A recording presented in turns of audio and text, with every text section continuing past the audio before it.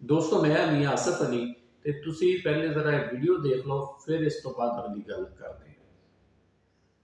ਪਿੰਡ ਲੌਂਗ ਹੈ, ਤਹਿਸੀਲ ਪਾਲੀ ਹੈ, ਜ਼ਿਲ੍ਹਾ ਮੰਡੀ ਬਹਾਉਦੀਨ, ਦੁੱਲਾਪੁਰ ਦੇ ਨਾਲ ਪਿੰਡ ਹੈ। ਇਹ ਦਰਿਆ 'ਚ ਫੜਿਆ ਜਿਹਦਾ ਹੈ ਨਾ ਉਹ ਆ ਕੇ ਲੈ ਜਾ। ਇਹ ਰਾਤ ਦੀਆਂ ਮੰਜੀ ਸਾਡੇ ਕੋਲ ਨੇ, ਇਹ ਮਾਨਤ ਹੈ ਉਹਨਾਂ ਲੈ ਆਓ। ਇਹਨਾਂ ਵਿੱਚ ਇੱਕ ਝੋਟਾ ਵੀ ਹੈ।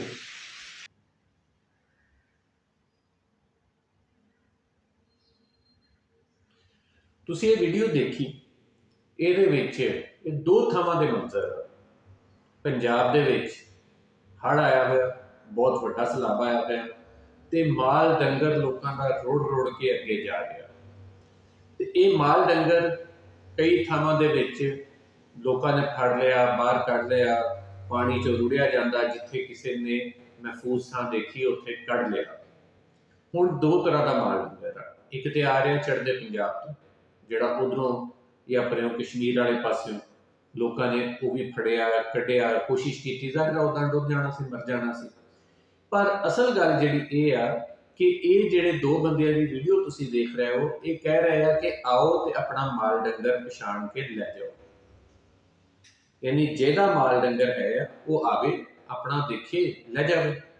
ਯਾਨੀ ਇਹ ਇੱਕ ਬੜੀ ਵੱਡੀ ਗੱਲ ਆ। ਇੱਕ ਪਾਸੇ ਅਸੀਂ ਦੇਖਦੇ ਹਾਂ ਕਿ ਪਿਛਲੇ ਦਿਨਾਂ 'ਚ ਖੈਬਰ ਪੀਕੇ ਦੇ ਵਿੱਚ ਸੈਲਾਬ ਆਇਆ ਹੋਇਆ ਸੀਗਾ, ਬਹੁਤ ਜ਼ਿਆਦਾ ਤੂਫਾਨ ਆਇਆ ਸੀ ਤੇ ਲੱਕੜਾਂ ਦਰਿਆ 'ਚ ਰੁੜਦੀਆਂ ਆ ਰਹੀਆਂ ਸੀ ਤੇ ਵੀਡੀਓਜ਼ ਆਮ ਹੋਈਆਂ ਸੀ ਉਹਦੇ ਉੱਤੋਂ ਲੜਾਈ ਕਰਨ ਦੀ। ਲੋਕੀ ਫੜ ਰਹੇ ਸੀ ਤੇ ਇੱਕ ਦੂਜੇ ਨਾਲ ਲੜ ਰਹੇ ਸੀ।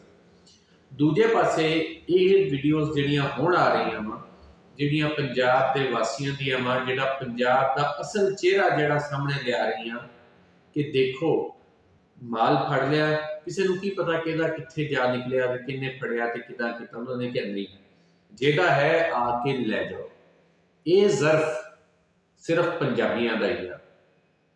ਇਹ ਜ਼ਰਫ ਸ਼ਾਇਦ ਕਿਸੇ ਹੋਰ ਕੌਮ ਦੇ ਵਿੱਚ ਘੱਟ ਹੀ ਦੇਖਣ ਨੂੰ ਮਿਲੇ ਕਿ ਆਓ ਤੇ ਆਪਣਾ ਮਾਲ ਪਛਾਣ ਕੇ ਲੈ ਜਾਓ। ਵਜ੍ਹਾ ਕੀ ਹੈ? ਵਜ੍ਹਾ ਇਹੀ ਹੈ ਕਿ ਪੰਜਾਬ ਨੇ ਕਦੀ ਲੁੱਟ ਮਾਰ ਨਹੀਂ ਕੀਤੀ, ਕਦੀ ਦੂਜਿਆਂ ਦੇ ਪੈਸੇ ਤੇ ਨਜ਼ਰ ਨਹੀਂ ਰੱਖੀ, ਕਦੀ ਦੂਜਿਆਂ ਦੇ ਵਸਾਇਲ ਤੇ ਨਜ਼ਰ ਨਹੀਂ ਰੱਖੀ, ਕਦੀ ਜਾ ਕੇ ਦੂਜੀਆਂ ਕੌਮਾਂ ਨੂੰ ਲੁੱਟ ਕੇ ਨਹੀਂ ਲਿਆਂਦਾ ਤੇ ਫਿਰ ਰੋਟੀ ਨਹੀਂ ਖਾਧੀ। ਇਹਨਾਂ ਦੇ ਆਪਣੇ ਘਰ ਦਾਣੇ ਸੀਗੇ, ਅੱਜ ਤੋਂ ਨਹੀਂ 5000 ਸਾਲ ਪਹਿਲੋਂ ਤੋਂ, ਹੜੱਪਾ ਦੌਰ ਤੋਂ। ਉਦੋਂ ਵੀ ਇਹ ਖੁਸ਼ਹਾਲ ਸੀ, ਉਦੋਂ ਵੀ ਖਾਦੀ ਪੀਂਦੀ ਕੌਮ ਸੀ ਤੇ ਉਦੋਂ ਵੀ ਲੋਕ ਹੀ ਆਉਂਦੇ ਸੀਗੇ ਇੱਥੋਂ ਲੈਣ ਜਾਂ ਰਾਹ 'ਚੋਂ ਲੁੱਟਣ ਮਾਰਨ।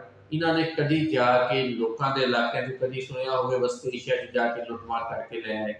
ਨਹੀਂ। ਕਦੀ ਸੁਣਿਆ ਹੋਵੇ ਕਿ ਸਾਊਥ ਇੰਡੀਆ ਵਾਲੇ ਪਾਸੋਂ ਜਾ ਕੇ ਲੁੱਟਮਾਰ ਕਰਕੇ ਲੈ ਆਏ, ਜਾਂ ਸਿੰਧ ਦੇ ਵਿੱਚ ਜਾ ਕੇ ਠੱਠੇ ਵਾਲੇ ਪਾਸਿਓਂ ਲੁੱਟਮਾਰ ਕਰਕੇ ਲੈ ਆਏ? ਕਦੀ ਵੀ ਐਵੇਂ ਦਾ ਨਹੀਂ ਵਾਕਿਆ ਹੋਇਆ। ਵਜ੍ਹਾ ਕੀ ਹੈ? ਵਜ੍ਹਾ ਇਹ ਹੈ ਕਿ ਆਪ ਖੁਸ਼ਹਾਲ।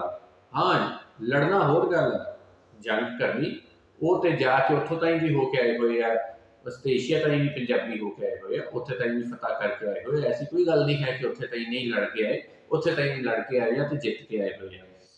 ਗੱਲ ਲੁੱਟਮਾਰ ਦੀ ਹੋ ਰਹੀ ਹੈ ਕਿ ਲੁੱਟਮਾਰ ਕਦੀ ਵੀ ਪੰਜਾਬੀਆਂ ਨੇ ਦੂਜੀਆਂ ਕੌਮਾਂ ਦੀ ਨਹੀਂ ਕੀਤੀ। ਜਾ ਕੇ ਉਹਨਾਂ ਦਾ ਮਾਲ ਦੌਲਤ, ਉਹਨਾਂ ਦਾ ਖਾਣ ਪੀਣ ਖੋ ਕੇ ਨਹੀਂ ਲਿਆਏ, ਆਪਣਾ ਕਮਾ ਕੇ ਖਾਧਾ।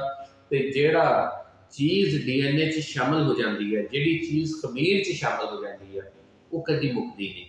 ਤੇ ਇਹੀ ਵਜ੍ਹਾ ਕਿ ਹੁਣ ਵੀ ਸੈਲਾਬ ਦੇ ਵਿੱਚ ਵੀ ਸਾਨੂੰ ਇੱਦਾਂ ਦੇ ਮੰਜ਼ਰ ਦੇਖਣ ਨੂੰ ਮਿਲ ਰਹੇ ਆ ਕਿ ਲੋਕਾਂ ਨੇ ਮਾਲ ਡੰਗਰ ਆਇਆ, ਫੜ ਕੇ ਰੱਖ ਲਿਆ ਵੀ ਆਓ ਤੇ ਆਪਣਾ ਆ ਕੇ ਲੈ ਜਾਓ। ਕਿਸੇ ਨੇ ਇਹ ਨਹੀਂ ਕੀਤਾ ਕਿ ਇੱਕ ਦੂਜੇ ਦੇ ਕੋਲੋਂ ਖੋਹ ਕੇ ਲਿਜਾ ਰਹੇ ਹੋਣ ਵੀ ਕਿ ਆਹ ਮਾਲ ਆਇਆ ਤੇ ਫੜ ਲਿਆ ਤੇ ਕਿਉਂਕਿ ਮਾਲੇ ਗਨੀਮਤ ਆ ਤੇ ਇਹਨੂੰ ਫੜੋ ਤੇ ਲੈ ਜਾਓ। ਐਸਾ ਨਹੀਂ ਹੋਇਆ।